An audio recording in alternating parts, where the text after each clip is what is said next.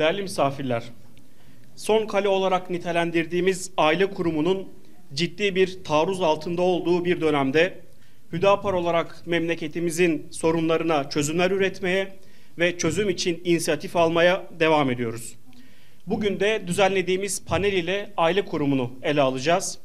Panelimizin hayırlara vesile olmasını dileyerek programımızı başlatıyoruz. Euzu billahi mineşşeytanirracim. Ve hamluhu ve fisaluhu 30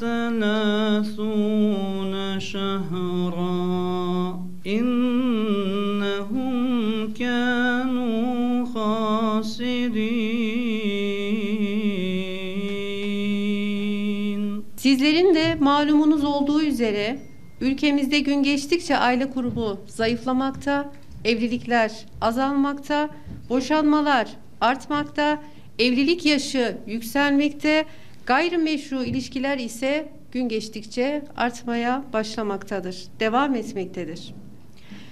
Doğum hızı ülkenin kendini yenileme eşiğinin çok altına geldiğimiz aşamada düşmektedir. Avrupa'nın 150 yılda yaşadığı demokratik değişimi biz 60 yıl gibi kısa bir zamanda maalesef ki kat ettik. Boşanma oranları gösteriyor ki son kalemiz, son sığınağımız olan huzurun kaynağı olması gereken mekanlarımız birçok aile için maalesef ki huzursuzluğun kol gezdiği mekanlara dönüşmüştür. Aile olmanın fonksiyonunu maalesef ki yitirmiştir. Kadını merkeze alan batılı feminist anlayışa dayalı politikalar kadını pozitif ayrımcılık nosyonuyla aileden uzaklaştırıyor, ayrıştırıyor, özgürlük mottosuyla kapitalist sistemin çarkını çevirme yükünü yüklüyor. Erkeği şiddetin uygulayıcısı, kadını ise şiddetin mağduru, evi şiddetin üretildiği yer olarak peşinen kabul eden bu anlayış içinde bulunduğumuz acı tablonun bizzat baş müsebbibi olma yerini koruyor. Yanlışın neresinden dönülse o kadar kârdır diyoruz. Madem 2025 yılı aile yılı ilan edildi, o halde eğer aile kurumu korunmak isteniyorsa toplumsal cinsiyet odaklı, batılı, feminist paradigmayı terk edip inanç ve ahlak temelli yeni bir paradigma inşa sürecine geçilmek zorundadır. Bu inançla sorun yaşayan eşlerin sorunlarını çözebilecek bir aile hakemliği mekanizmasının hayata geçirilmesinin gerekliliğine inanmaktayız. Yüce Allah'ın kulları için öngördüğü bu yöntemin hukuki bir zemin kazanması, geçmişte uygulandığı dönemlerde olduğu gibi birçok ailenin kurtuluşuna vesile olacağına inanmaktayız. Evlatlarımıza daha yaşanılır bir dünya bırakmak adına mutlu bir şekilde nice hayallerle kurulan yuvaları yaşatacak çalışmalar yapma gibi bir sorumluluğumuz vardır. Bu amaçla gerçekleştirdiğimiz programımızın hayırlara vesile olmasını temenni ediyor. Sizleri Allah'ın selamıyla selamlıyorum. Esselamu Aleyküm ve Rahmetullah. Yaşadığımız dönemde aile, ahlak, değerler ve özellikle yeni nesle dair çok ciddi sorunlarla biz boğuşuyoruz. Toplum olarak boğuşuyoruz. Her seferinde söyleriz, bir kez daha aslında söyleme gereği duyuyorum. Bizim dünya kadar sorunumuz var. Evet, altyapıya dair, üst yapıya dair, savunmaya dair, ekonomik anlamda, siyasete dair bir sürü sorun yaşıyoruz. Bunlar sıralanabilir. Ağır afetler yaşadık, depremler geldi, pandemi geldi. Birçok farklı şeyler de aynı şekilde yaşadık ama hepimizce de malum bütün bu sorunların tamamının telafisi bir şekilde oluyor. 3 yıl, 5 yıl, bilemedin 10 yıl içerisinde bütün bu sorunlar çözülebiliyor ama aile kurumuna tekabül eden sorunlar, değerlere, genel ahlaka, yeni nesle tekabül eden sorunlar, bu anlamda meydana gelen tahribatlar aile kurumunun zayıflaması ya da çok ağır tahribatlar yaşaması, neslin, gençliğin elimizden çıkması demek, telafisi aslında olmayan, belki 50, belki 100 yıl dahi telafi edilemeyen hususlardır, sorunlardır. Bu nedenle aslında biz parti olarak ilk kurulduğumuz günden beri bu tür sorunların daha öncelikli olduğunu düşünüyoruz. Bundan sonraki süreçte de malum bu sorunlarımız her geçen gün daha fazla artıyor. Bunun birçok sebebi sıralanabilir elbette. Küreselleşen dünya, teknolojinin gelişmesi, internet ağının her tarafı yayılması, küresel aklın, küresel sömürü odaklarının herkesin birebir fert bazlı olarak herkesin birebir cebine girmiş olması, bunun belki en başlı başına sebep olarak gösterilebilir. Bununla birlikte elbette ki siyaset kurumunun, hükümetin, devletin uygulama noktasında, tedbir noktasında, anlayış noktasında, soruna yaklaşım tarzı noktasında eleştireceğimiz, muhalefet edeceğimiz, yetersiz gördüğümüz birçok sıkıntı ve yetersizlik var. Bu anlamda aslında yıllardan beri bu konu bizim gündemimizde.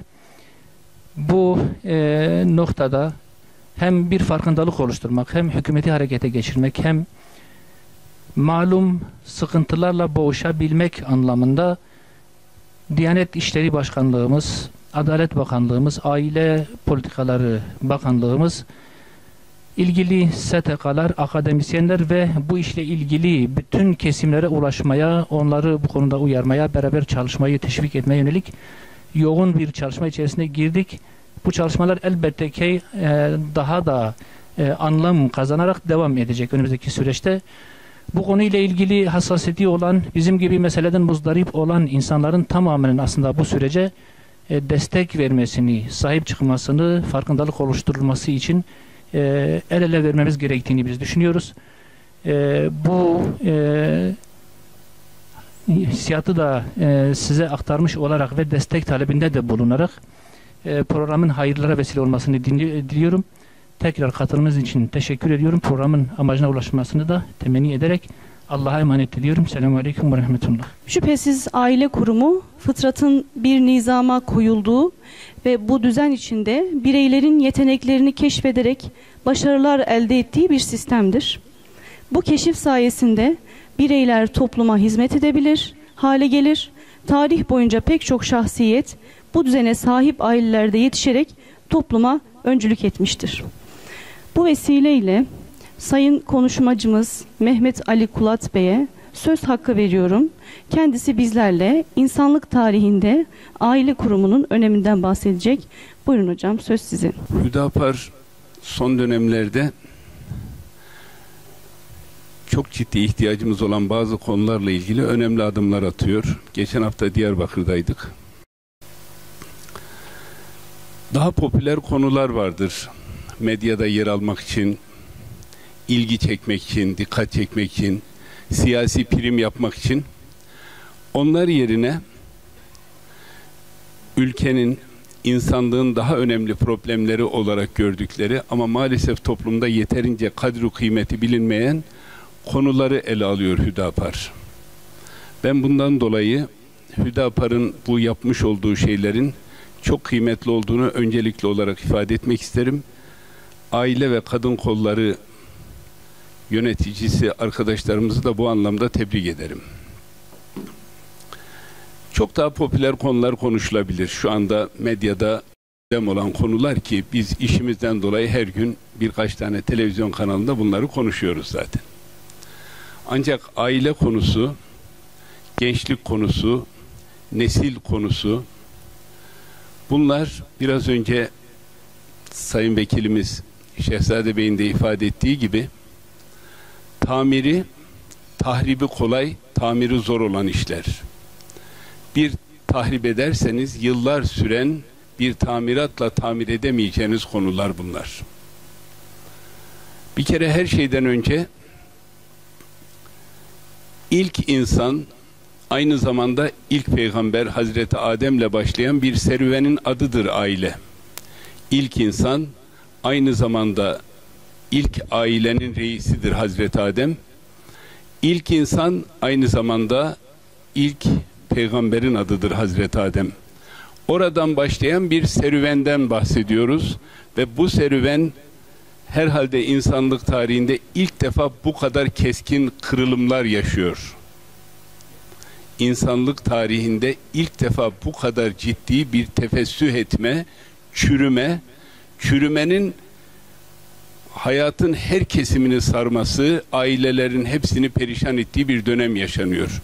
İddialı bir cümleyle söylüyorum bunu. Tarihte tahrip edilmiş, Allah'ın yeryüzünden kaldırdığı kavimlerin konusu olan pek çok günah günümüzde reklam konusu olarak işleniyor. Lut kavminin hali mecali, duruşu bugün artık hayatın her yerine girmiş durumda. Başka kavimler içinde başka günahlar bu kadar kolaylık bulmuş durumda.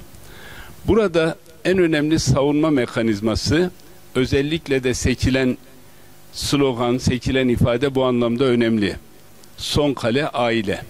Geri kalan kalelerin hepsinden daha önemli olan savunma mekanizmamızın en güçlü olması gerektiği yer aile. Kendi işimle ilgili birkaç konunun üzerinde durmak isterim. İşim derken biz kamuoyu araştırma firmasıyız. Dolayısıyla kamuoyu araştırmaları yaparken gördüğümüz aile konusunu ilgilendiren birkaç tane veriyi sizlerle paylaşmak istiyorum öncelikli olarak. Türkiye'ye sormuşuz. Kaç çocuğunuz olsun istersiniz diye sormuşuz. Soruya verilen cevaplar. Şıklar ve önce söyleyeyim. Hiç evlenmek istemiyorum diyen yok. Yani 6.000 gencimizin 6.000'i de evlenmek istiyormuş. Hiç çocuğum olsun istemiyorum diyen yok. Yani herkes bir gün çocuğu olsun istiyormuş o tarihte. Bir çocuğum olsun isterim diyenler %8. 2 çocuğum olsun isterim diyenler %12. 3 çocuğum olsun isterim diyenler %18. Artıyor, dikkat edin. 4 çocuğum olsun isterim diyenler en yüksek o zaman. %22. 5 çocuğum olsun isterim diyenler birazcık azalıyor ama hala çok yüksek, %16. 6 çocuğum olsun isterim diyenler %10. 7 çocuğum olsun isterim diyenler %8. 8 veya daha fazla olsun isterim diyenler %6. Ağırlıklı olarak 7 ve 8 daha çok Güneydoğu ağırlıklı. Demografiyi de incelemişim. Şimdi aynı soruyu 2024'ün Kasım'ında sormuşuz. Kaç çocuğunuz olsun istersiniz? 8 ve daha fazla çocuğum olsun isterim diyen yok.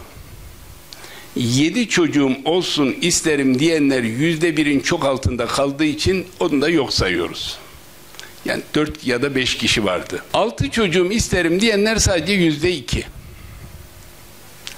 Onlar yine Güneydoğu ağırlıklı. 4 çocuğum olsun isterim diyenler, 5 çocuğum olsun isterim diyenlerin oranı, yeni yaptığımız, yani 2024'ün Kasım'ında yaptığımız araştırmada oranı %4. 4 çocuğum olsun isterim diyenler %7, iyice azalmış. 3 çocuğum olsun isterim en yüksek nokta %28, 2 çocuğum olsun isterim %28. Yani dün böyle çok geniş olan piramit, öyle bir piramit düşünün. Şimdi ipince bir piramite dönüşmüş. 2 ve 3. Ailelerin hayali, gençlerin hayali 2 çocuk, 3 çocuk. Bir çocuğum isterim olsun isterim diyenler %16 ama dramatik sonuç bunlar değil.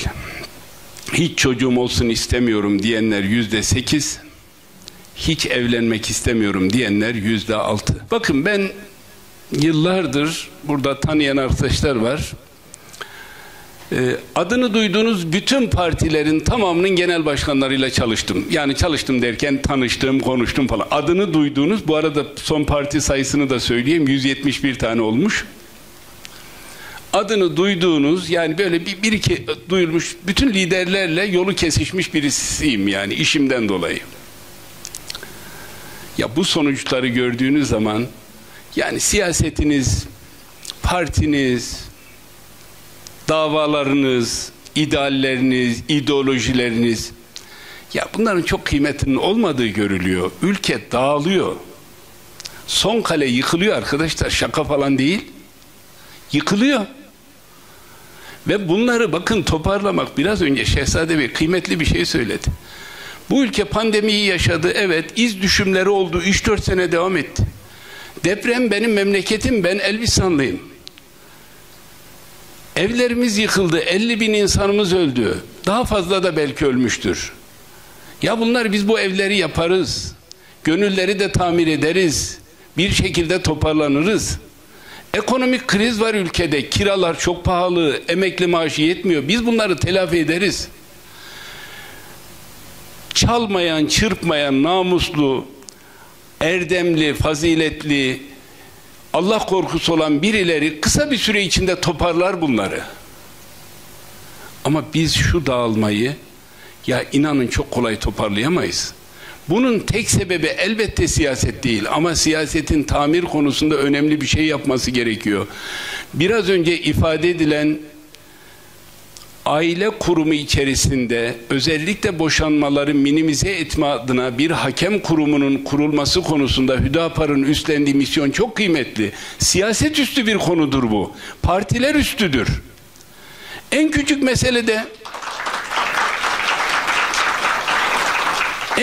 meselede dağılıyoruz. En küçük meselede birbirimize tahammülümüz yok. Niye? Biraz önce verileri söyledim, konuşamıyoruz. Birbirimizle konuşamıyoruz. Kadın kocasıyla konuşamıyor. Koca karısıyla konuşamıyor. Aile birbiriyle konuşmuyor. Dağılıyor, perişan oluyor. Burada bir hakemlik müessesesi geçmişte kamu müessesesi anlamında yoktu, ama aileler büyüktü ve oralarda birileri bu işi sağlıyordu. Şimdi bunu sağlaması adına Aile ve Sosyal Politikalar Bakanlığı gibi kamu kurumlarının bunları yapması gerekiyor. Bakın, dünyada da boşanma oranlarında artışlar oluyor. Dünyada da doğurganlık oranı düşebiliyor. Bazı bölgeler için söylüyorum, özellikle batıda.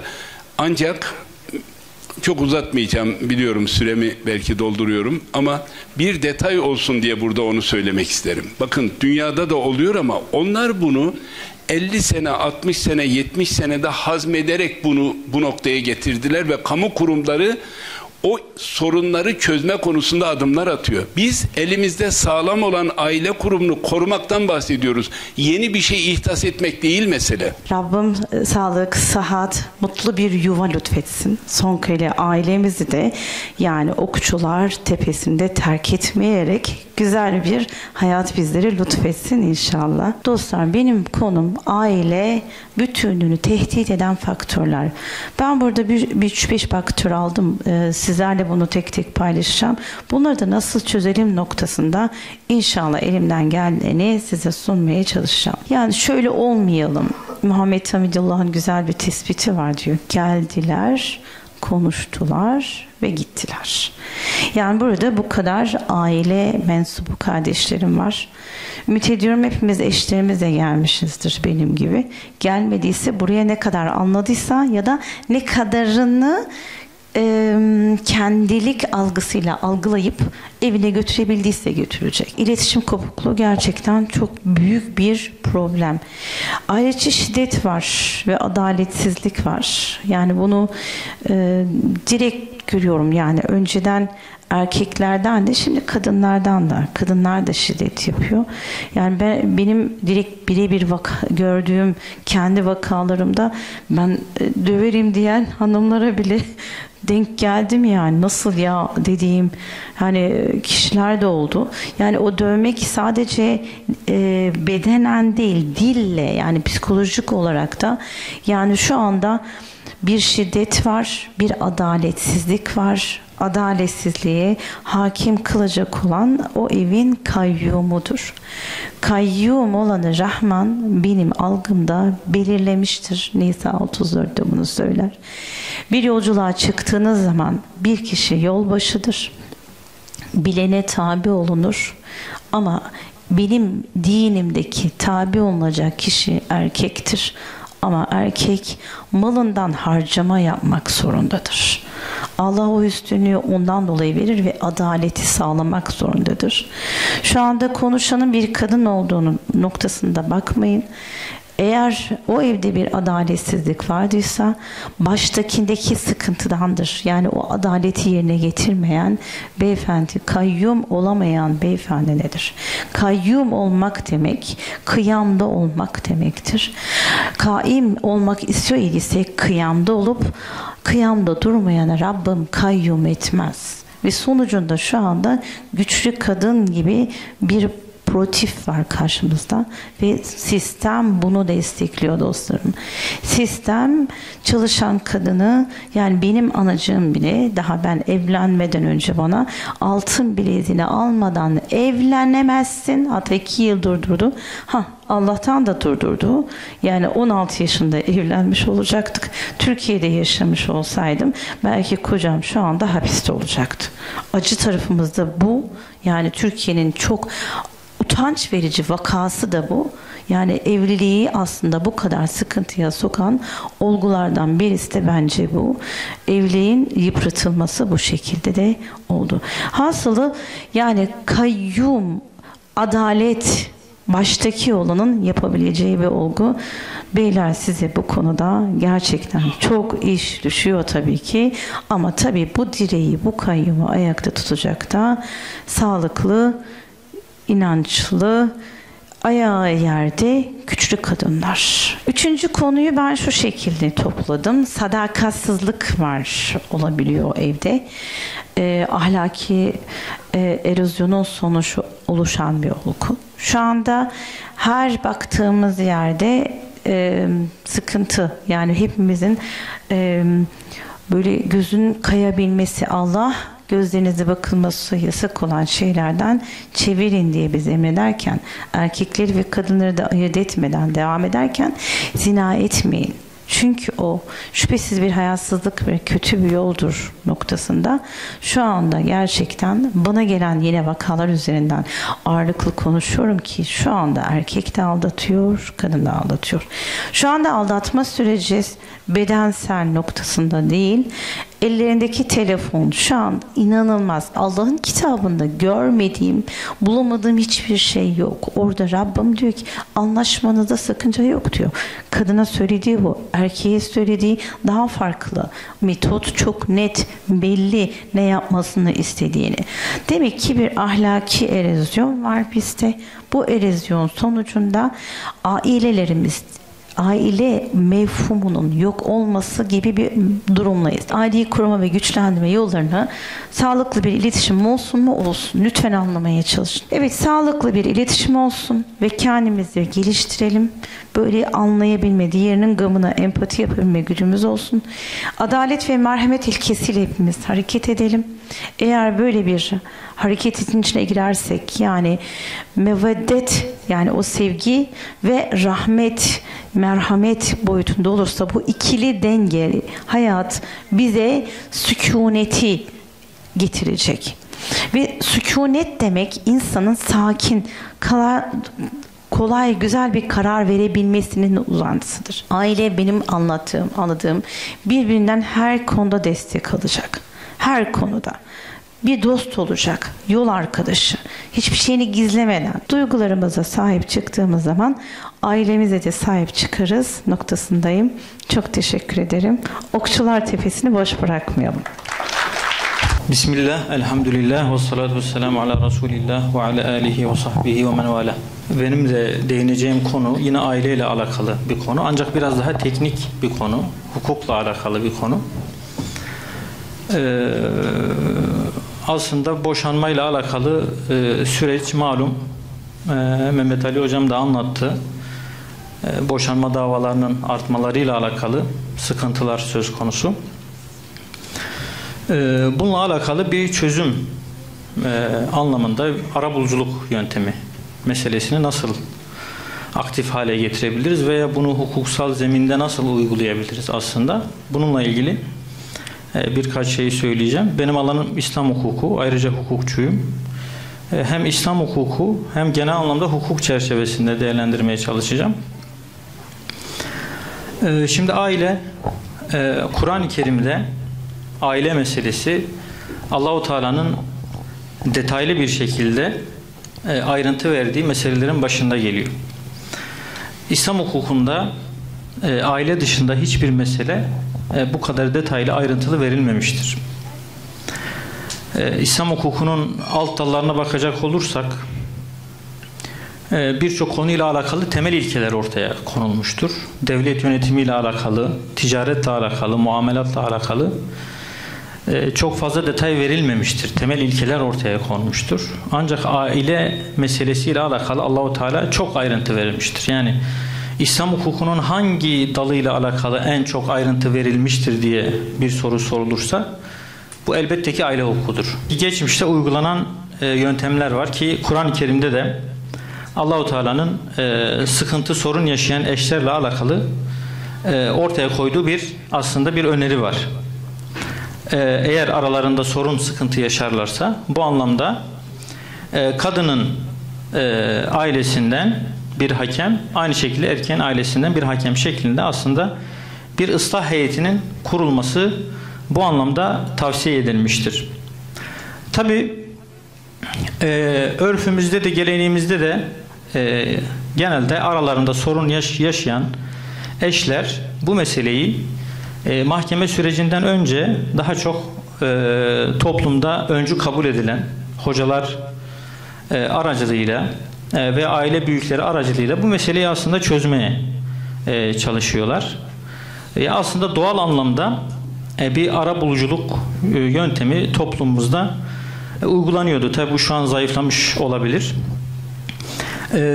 Ancak toplumumuzda, örfümüzde var olan bir şey. Dolayısıyla bu anlamda dindar insanların da hassasiyetini dikkate alma anlamında bu anlamda yasal bir düzenlemenin yapılması aslında toplumun önemli bir kesimi olan dindar insanların, dini hassasiyeti olan insanların aslında bu anlamda taleplerine bir cevap olacaktır aslında. Sonuçta hukuk insanlara hizmet etmek içindir, topluma hizmet etmek içindir. Bu toplumun önemli bir parçası olan dindar insanların da ihtiyaçlarının giderilmesi bu anlamda elbette ki önemli ve manidardır.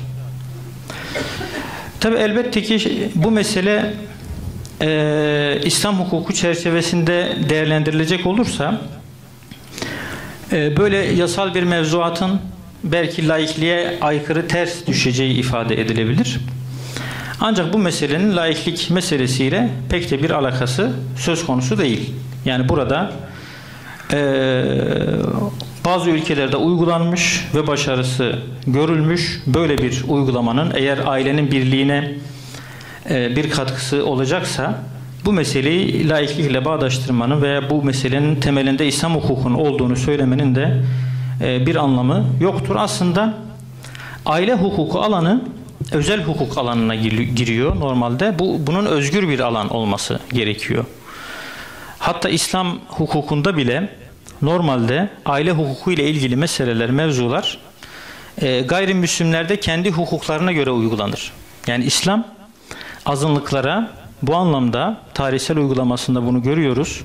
Gayrimüslimlere aile hukukunda kendi hukuklarına göre yargılanma hakkı tanımıştır. Ancak %90'ı Müslüman olan böyle bir ülkede ve büyük bir kısmı belki dindar nitelendirebileceğimiz veya dini hassasiyeti olan insanlar olarak nitelendirebileceğimiz bir toplumda, bir ülkede azınlıklara tanınan hak tanınmıyor ne yazık ki. Yani en azından aile hukukuyla alakalı insanların kendi örflerine göre, geleneklerine göre, inanç değerlerine göre bir yargılanma haklarının olması gerekiyor. Ve böyle bir talepte bulundukları zaman aman laiklik elden gidiyor kaygılarının da olmaması gerekiyor. Çünkü bu meselenin laiklikle alakası kesinlikle yoktur. En azından hiç değilse buradaki dindarları bir azınlık olarak kabul edin. En azından onların hassasiyetlerine cevap verin denilebilir. Aslında laikliği ithal ettiğimiz birçok Batı ülkesinde aile arabuluculuğu meselesi uygulanıyor zaten. Hatta bu aile arabuluculuğunun ilk çıktığı yer Amerika'dır. Amerika'da 1970'li yıllarda aile arabuluculuğu diye bir sistem ortaya çıkmıştır. Bir kurum oluşturulmuştur. Ve bu Hatta 1982'de Aile Arabulucuları Akademisi ortaya çıkmış. 1974 yılında Boşanma Arabuluculuk Merkezi ve Arabuluculuk Derneği kurulmuştur. Ve hatta bazı eyaletlerde 1980 yılında arabulucuya başvurmak zorunlu hale getirilmiştir. Yani aslında Kur'an-ı Kerim'in de ortaya koymuş olduğu, İslam hukukunda da olan, geçmişte tarihimizde de uygulanan böyle bir yöntem Amerika'da uygulanmıştır ve orada laiklikle alakalı kaygılar da öne sürülmemiştir. Hatta bunun daha ötesi İngiltere'de İslam hukuku bağlamında tahkim merkezleri vardır. İslam hukuku tahkim merkezleri vardır. İngiltere'de yaşayan Müslümanlara aile hukukuyla alakalı yargılanmalarına müsaade eden, bu anlamda evliliklerini ve boşanmalarını gerçekleştirmelerine imkan sunan bu tür tahkim merkezleri vardır. Hatta bu tahkim merkezlerine son verilerde başvuranların %15'inin gayrimüslimler olduğu ifade edilir. Yani normal Müslümanlar dışındaki insanlar bile bu tahkim merkezlerinin ortaya koymuş olduğu çözümler, ortaya koymuş olduğu başarı sonucunda aslında gayrimüslimlere de hitap edecek seviye gelmiştir. Aslında bu bir anlamda mahkemelerin yükünü hafifletecektir ve insanların inanç değerleriyle mahkeme arasında yaşadıkları ikilemi bir anlamda ortadan kaldırmış olacaktır. Yani eğer hukuka olan güveni arttırmak istiyorsak, mahkemelerin güvenirliğini oluşturmak istiyorsak, toplumun mahkemelere güven duymasını bu anlamda istiyorsak, hukuka güven duymalarını, bu bir anlamda aslında hukuka duyulacak güveni daha da güçlendirecektir. Yani insanlar en azından kendi inanç değerlerine uygun bir yöntemin, bir çözümün devletin yasal mevzuatına göre yapılabileceğini en azından görebileceklerdir. Evet, aslında İslam hukukuna karşı duyulan bu alerji, bu hassasiyet, buna karşı meseleyi örf gelenek kapsamında değerlendirebiliriz. Yani eğer bu anlamda bir hassasiyetimiz varsa, bir alerji duyuyorsak, bir rahatsızlığımız varsa veya mevzuat buna müsaade etmiyor diyorsak, ama bu anlamda bu meseleyi örf ve geleneklerimiz kapsamında değerlendirirsek aslında meseleyi çözümleyebiliriz. Çünkü aynı şekilde mevzuatımızda örf ve gelenekler hukukun kaynakları içerisinde zikrediliyor. Veya en azından hiç olmasa İslam hukukunu yabancı bir hukuk olarak değerlendirelim. Yani nasıl ki İsviçre'den, İtalya'dan, Almanya'dan, farklı ülkelerden hukuk ithal ettiysek, İslam hukukunu en azından bir yabancı hukuk olarak görelim ve o şekilde bir anlamda yararlanmaya çalışalım. Hiç değilse Roma hukuku gibi tarihte kalmış bir hukuk olarak görelim. Yani Roma hukukunu hukuk fakültelerinde ders olarak okutuyoruz, hukuk fakültelerimizde ve modern hukukun aslında temel kaynaklarından kabul ediliyor ve hukukun da kaynaklarından kabul ediliyor.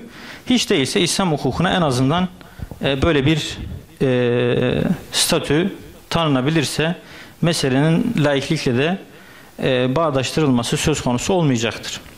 Tabii aynı şekilde bu arabuluculukla ilgili mesele 1990'lı yıllarda Avustralya, Yeni Zelanda gibi birçok yerde aslında uygulanmaya başlanmıştır. Şimdi geçmişte bir örnek vereyim ve günümüzde İslam ülkelerinde uygulanan bir örnekten bahsedeyim.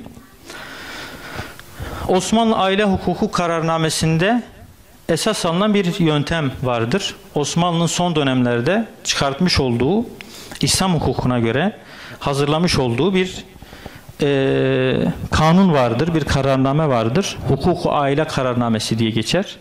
Bu kanun hala vardır. Bu kanunun temelleri hala birçok İslam ülkesinde aile hukuku bağlamında uygulanmaktadır.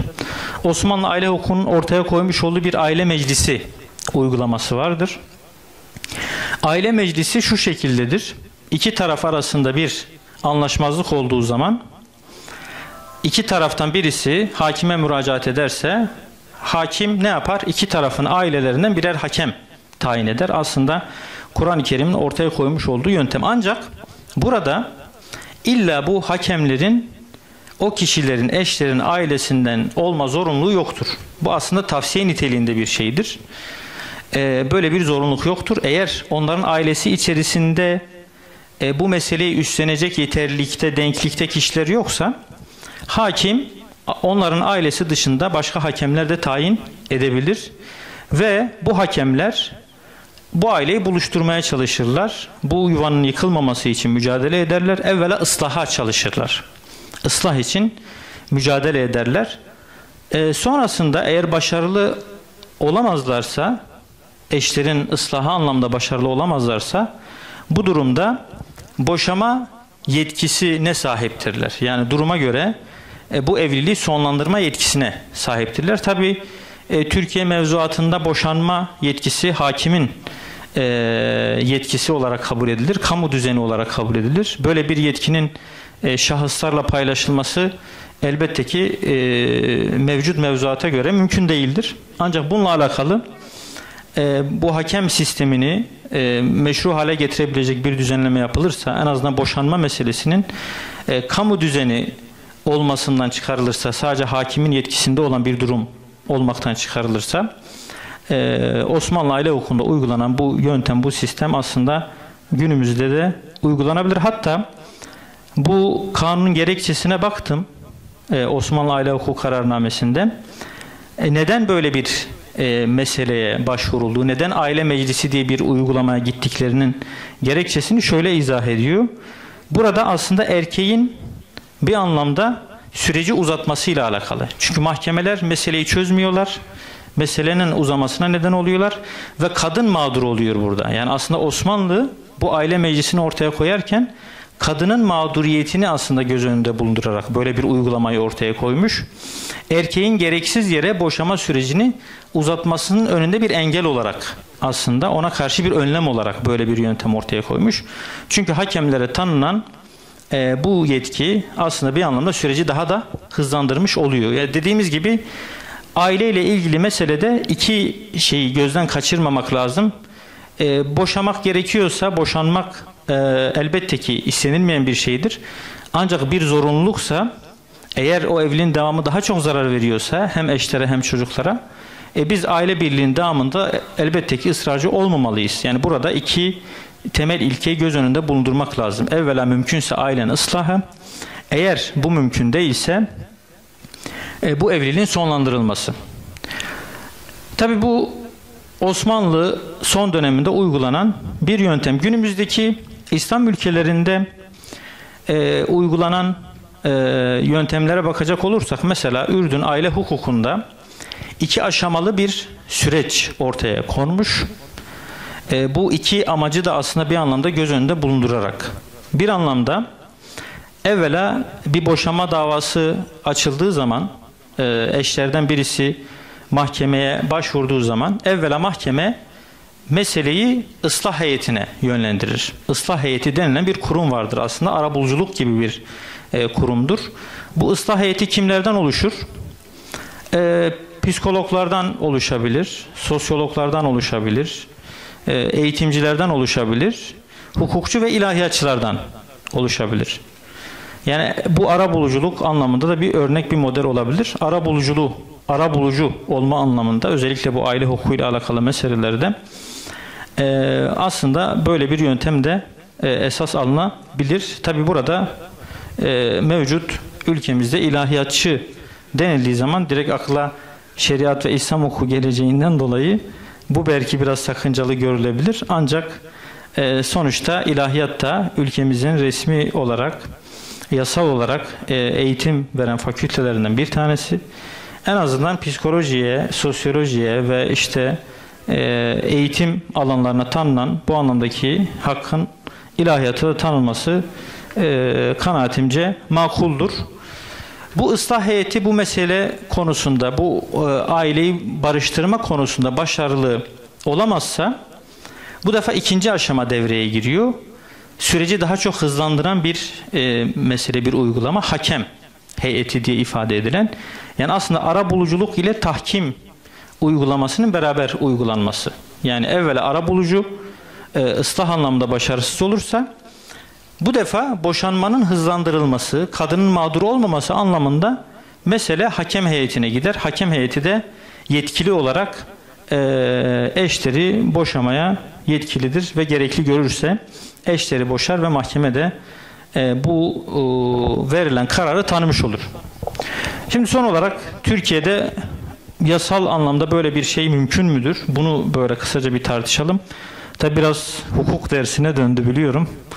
Ancak konumuz bu çerçevedeydi. Bu anlamda bir şeyler sunmaya çalıştık. Şimdi ülkemizde Cumhuriyet döneminde aslında 1963'e kadar sulh teşebbüsü diye bilinen bir uygulama var. Aslında bu belki çok bilinmez. Ben de bu konuyu araştırırken denk geldim.